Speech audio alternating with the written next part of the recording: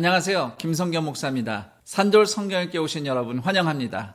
오늘은 창세기 22장에서 24장까지의 내용 살펴보도록 하겠습니다. 창세기 22장에는 하나님께서 아브라함의 믿음을 시험하시려고 아브라함에게 독자 이삭을 희생제물로 바치라고 명하신 이야기가 소개되어져 있습니다. 아브라함은 어떤 질문이나 망설임이 없이 하나님의 명령대로 이삭을 실제로 제물로 바치기를 실행하는데요. 그러나 하나님이 보내신 천사에 의해서 급히 제지를 당하죠. 그리고 하나님께서는 아브라함의 믿음을 칭찬하시면서 이삭 대신 근처 수풀에 뿔이 걸린 순양이 대신 희생제물로 드려집니다. 그리고 하나님께서는 아브라함에게 최종적으로 복을 약속하시죠. 바로 17절, 18절인데 제가 읽어보겠습니다. 내가 네게 큰 복을 주고 내 씨가 크게 번성하여 하늘의 별과 같고 바닷가의 모래와 같게 하리니 내 씨가 그 대적의 성문을 차지하리라. 또 내 씨로 말미암아 천하 만민이 복을 받으리니 이는 네가 나의 말을 준행하였음이니라. 이 이야기에서 몇 가지 중요한 점들을 좀 살펴보도록 하겠습니다. 자, 우선은 아브라함이 쉽게 순종한 것이 아니라는 것을 여기저기서 엿볼 수 있어요. 우선 아브라함이 거주하던 브엘세바에서 희생제사를 모리아 산까지는 4절에 보시면 3일길이라는 것을 알 수 있습니다. 그런데 아브라함은 아침 일찍 길을 떠납니다. 그리고 준비를 철저히 해요. 사실 근처 가서 또는 가는 길에 희생제사를 위한 나무를 해도 괜찮은데 아예 출발할 때 나무를 다 준비해서 장작더미를 지고 브엘세바에서 모리아산까지 여행을 한 겁니다. 이렇게 일찍 철저히 준비해서 길 떠난 아브라함의 모습은 혹시라도 인간적으로 나약해질까봐 자기 자신에게 빈틈을 주지 않으려고 애쓰는 그런 모습으로 해석될 수 있습니다. 그리고 또 한 가지는 당시 이삭이 최소한 10대, 많으면 20살 정도 되는 청년이었을 텐데요. 결코 아브라함에게 순순히 붙잡혀서 희생당할 어린아이가 아닌 겁니다. 그럼에도 아브라함이 이삭을 번제로 드리는 장면에서 이삭이 반항하는 모습을 결코 우리는 성경에서 찾아볼 수 없습니다. 결국 이삭도 아브라함에게 순순히 협조했다는 거죠. 즉 이삭의 순종이 있다는 것 우리가 기억해야 되겠습니다. 그리고 또 한 가지는 하나님이 정말로 아브라함이 못 믿어서 이 사람이 진짜 나를 제대로 믿나 확신이 없으셔서 시험을 하셨다기보다는 아브라함을 한 단계 끌어올리시려는 훈련의 성격이 크다고 볼 수 있어요. 하나님은 결코 인간을 제물로 받지 않으십니다. 오히려 하나님께서 하나님의 독생자 예수를 희생케 하셔서 인간을 구원하실 계획이셨죠.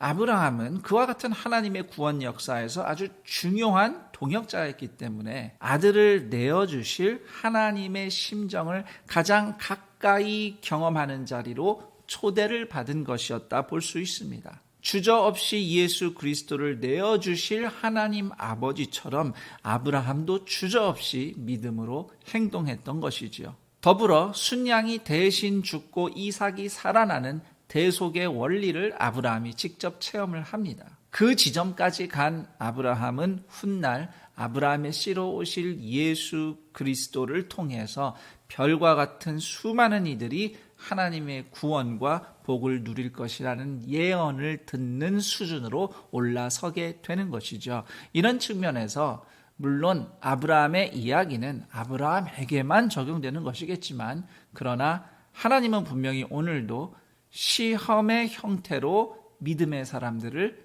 연단하십니다.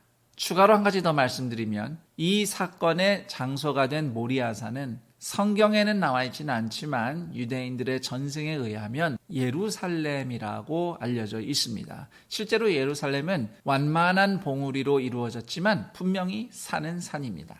그리고 창세기 23장에는 사라의 죽음에 대한 이야기가 기록되어 있습니다. 그때까지 땅이 없었던 아브라함이 아내의 장례를 치를 땅을 구입하는 이야기가 함께 등장하는데 당시 사라가 죽은 곳은 헤브론이에요. 그래서 아브라함은 헤브론에 막벨라에 위치한 굴을 구입하려 했습니다.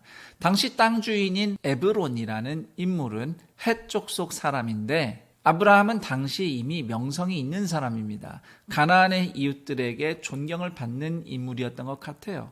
그래서 땅 주인 에브론이 막벨라 굴과 주변 농지를 모두 아브라함에게 선물하겠다고 제안을 합니다.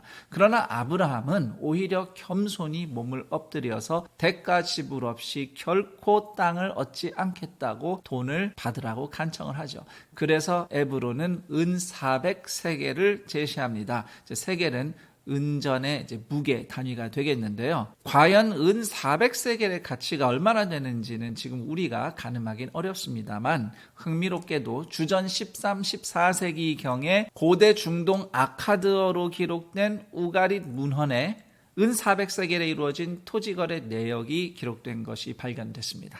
자, 그렇게 해서 아브라함은 하나님의 약속으로 가나안에 온 지 60여 년 만에 땅을 소유하게 되어 여기서 중요한 것은 사라의 죽음을 통해 아브라함이 하나님의 약속대로 기업이 될 땅을 받게 되었다는 사실은 성도가 예수 그리스도의 십자가 죽음을 통해서 하나님 나라를 기업으로 받은 원리를 떠올리게 합니다. 그 다음 창세기 24장에는 이삭과 리브가의 결혼 이야기가 수록되어 있습니다. 22장 끝부분에는 이미 리브가의 아버지와 그 가문의 이야기가 소개되고 있는데요. 아브라함의 형제 나홀의 자손들이죠. 아브라함은 사환을 나홀이 사는 메소포타미아까지 보냅니다. 사환은 거기서 나홀의 손녀인 리브가를 만나서 가나안에 데리고 오고 그렇게 이삭과 리브가가 만나서 결혼을 하게 됩니다. 자, 이 이야기에서 흥미로운 점 몇 가지를 좀 짚어 설명드리겠습니다. 자, 우선 하나는 아브라함이 같은 시족에게서 아들의 신부감을 찾으려 한 점인데요. 물론 고대에는 흔한 풍습이었죠. 그렇지만 아브라함에게는 같은 핏줄이다라는 것보다 신앙적인 이유가 있는 게 아닌가 생각이 돼요. 왜냐하면 50절에 보시면 리브가 집안 사람들이 여호와 하나님을 알고 있는 것처럼 보이기 때문입니다. 그리고 2절, 3절에 보시면 아브라함의 사환이 아브라함의 허벅지 아래에 손을 넣고 맹세를 하는데요. 왜 이런 관습이 어떤 배경으로 생겼는지는 성경에 도무지 설명이 되어 있지 않아서 알 길이 없어요. 그래도 한 가지 추측을 해본다면 아브라함에게는 할례가 하나님과의 언약의 징표였기 때문에 할례받은 곳과 가까운 허벅지 아래 손을 넣어서 맹세하게 한 것이 아닌가 생각해 볼 수 있습니다. 그리고 또 하나는 아브라함의 종은 우물가에서 리브가가 자기 자신은 물론이고 자신의 낙타에게까지 물을 제공한다면 하나님이 택한 이삭의 신부감으로 알겠다고 기도를 올리는데 사실 고대 중동에서 생명줄 같은 우물물을 낯선 나그네와 그 가축에게까지 친절하게 제공한다는 것은 참 높이 살만한 호의라고 할 수 있습니다. 그러므로 아브라함의 사화는 고대인들의 기준으로 너그럽게 환대하는 덕목을 리브가에게서 확인하려 했던 것으로 이해할 수 있습니다. 사실 이 이야기에는 하나님의 직접적인 개입은 언급되어 있지 않습니다. 그저 하나님을 신뢰한 아브라함의 사환과 그에 대해 믿음으로 반응한 리브가와 그 가족의 이야기만 있을 뿐이죠. 그러나 24장 마지막 부분에 중요한 단락이 등장하는데 리브가의 오라버니와 어머니 및 가족들이 시집가는 리브가에게 축복을 하는 대목입니다. 60절 너는 천만인의 어머니가 될지어다. 내 씨로 그 원수의 성문을 얻게 할지어다. 정확하게 창세기 22장에서 하나님이 아브라함에게 약속하신 복입니다. 아브라함의 종이 그런 얘기를 리브가 가족들에게 들려줬다는 내용은 창세기 24장에 나오지 않습니다. 그러나 리브가의 가족들은 아브라함을 향한 하나님의 복으로 리브가를 축복합니다. 이 장면은 이 모든 일이 하나님의 인도하심으로 이루어졌음을 보여준다고 하겠습니다. 자, 여기까지 창세기 22장에서 24장 내용 살펴봤습니다. 저는 여기서 인사드리고 내일 그 다음 내용과 함께 다시 찾아뵙도록 하겠습니다. 감사합니다.